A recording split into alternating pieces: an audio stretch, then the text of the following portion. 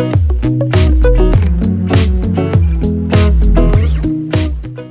guys, what's up? Welcome back to the channel. So in today's video, we're going to be discussing 10 different ways that you can train yourself to become more self-disciplined.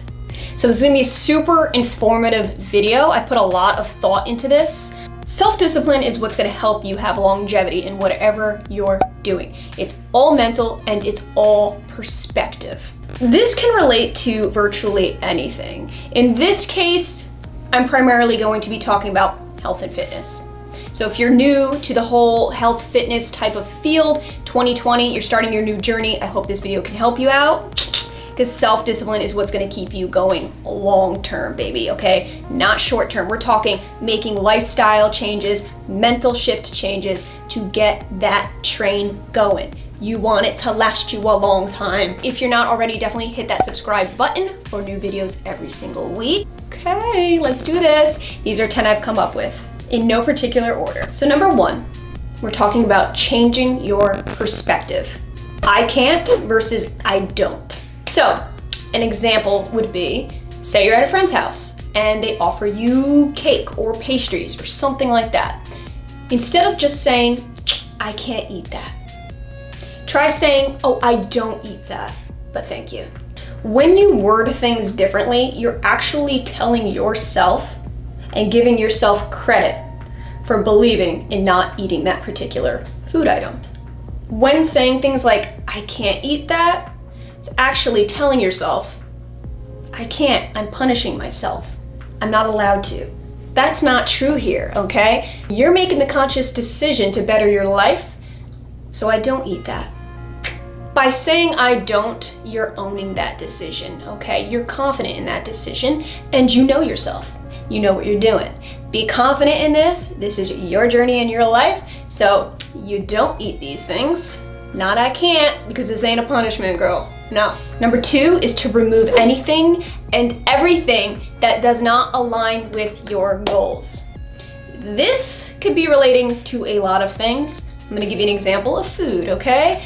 Eliminating sweets out of the house. For example, James and I, we don't buy anything that doesn't fit our health goals. By not bringing things into your life that would negatively impact your goals, it just sets you up for more of a success and gets you used to not being around that and not eating things like that. Now, this could go for anything, like I said, alcohol, cigarettes, you name it. It's just about not having those things around you to negatively influence your life.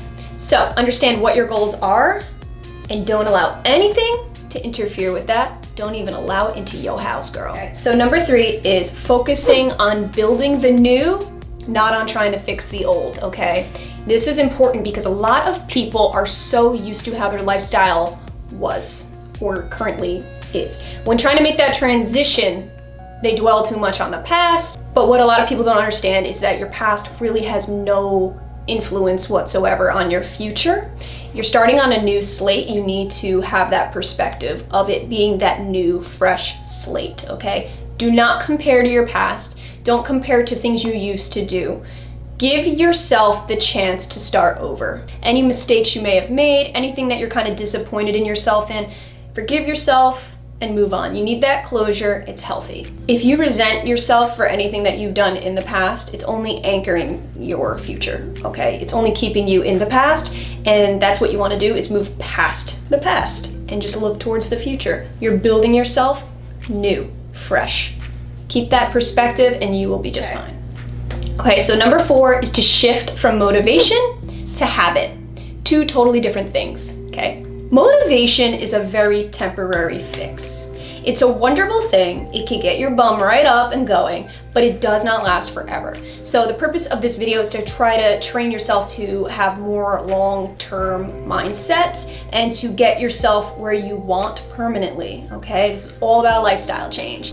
So for example, you watch a gym video of somebody working out. You start to get that energy from them. You get that motivation. You go, oh, I wanna look like this person, or I have similar goals in mind. I'm gonna go work out, I'm gonna do that today. That's wonderful, but that's not enough to keep you permanently going at it. You need something more than just like a visual stimulant, okay?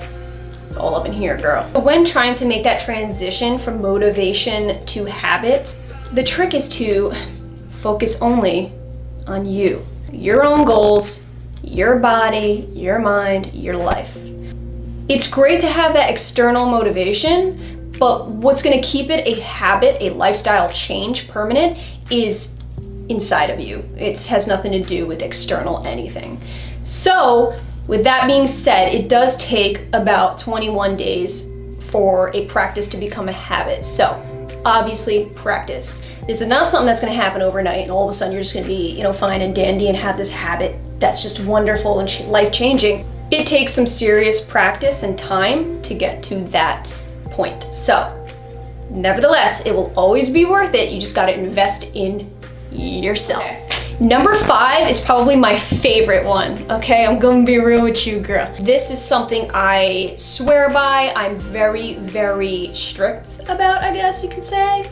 It's switching your mindset from an emotional to a very logical mindset. So for example, somebody puts a piece of chocolate cake in front of you. Your first reaction will be emotional. It will be, oh my God, that looks good. Oh my God, I'm salivating. I'm picturing how good that must taste. That's all emotional. You're just going based off of your initial emotion.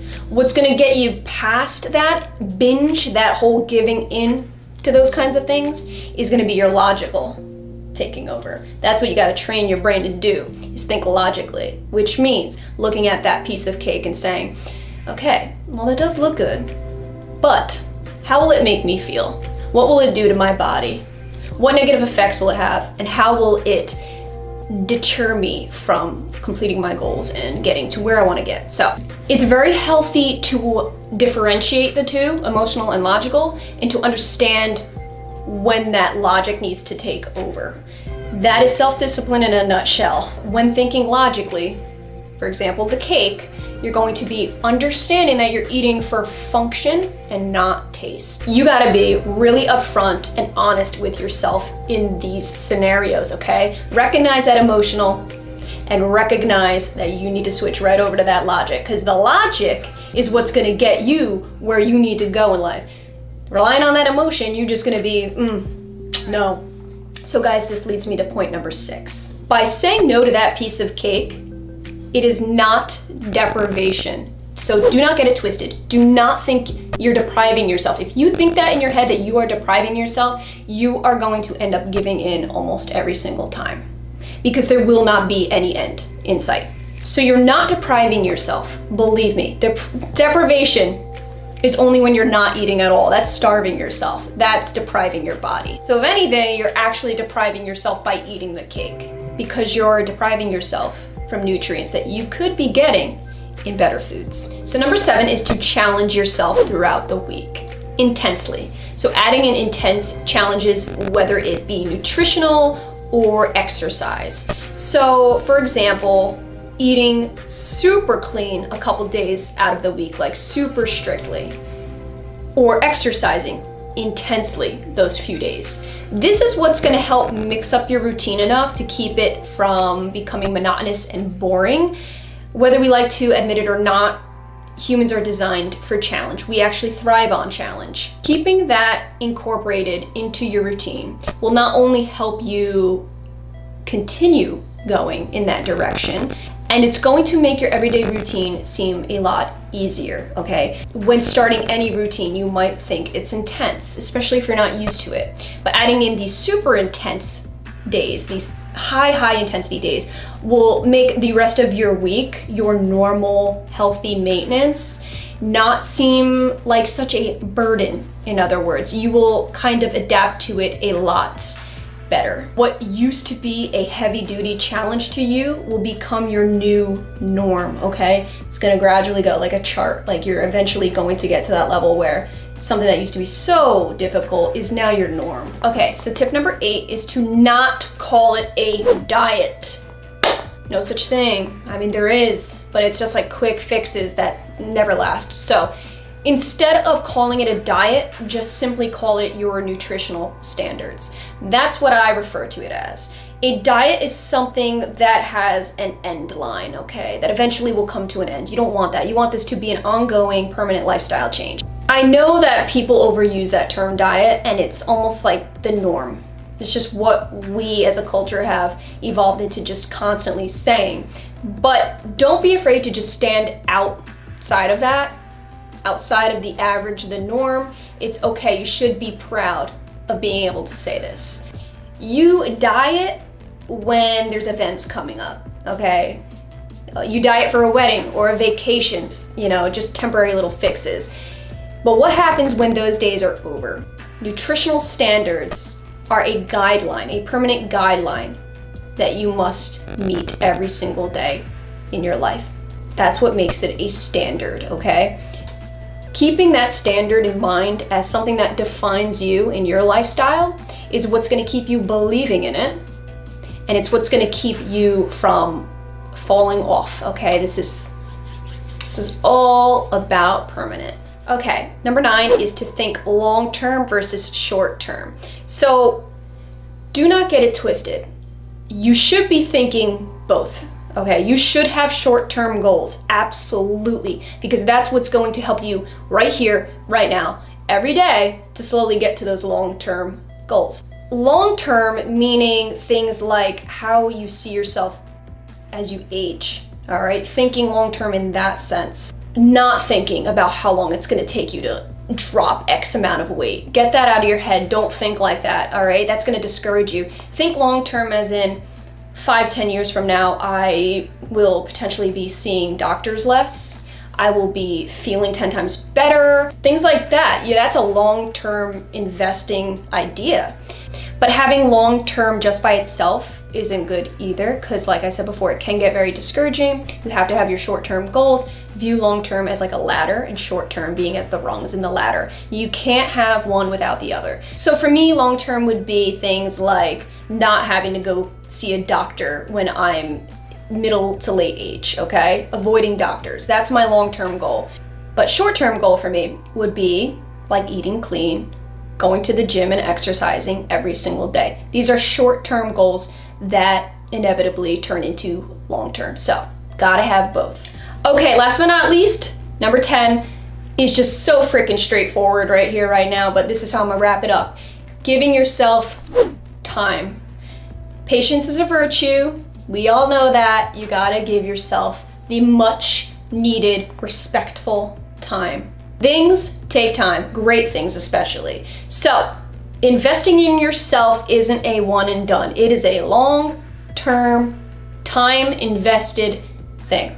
So once you learn pretty much how to change and shift your mindset, change your perspective on health, fitness, wellness, that is the beginning of changing your entire life. And the only thing that's gonna allow you to do that is time. Those were my 10 tips on how to become self-disciplined. You wanna chase that healthy lifestyle, it needs to be the stamp on the envelope. You need to put that stamp, you need to get self-disciplined. There's just no other way around it. Understand that it is not easy to become self-disciplined, okay? But if there's a will, there's a way. Remember that the body will not go where the mind does not allow it to go. Perspective and mental shifts are necessary. I know, guys, this was a pretty freaking serious video and I got real intense at some times. But it's because I'm very, very, very passionate about this topic. It isn't until you make these mental shifts where it's going to become an ingrained thing, a daily, everyday thing. So if you are up for that challenge,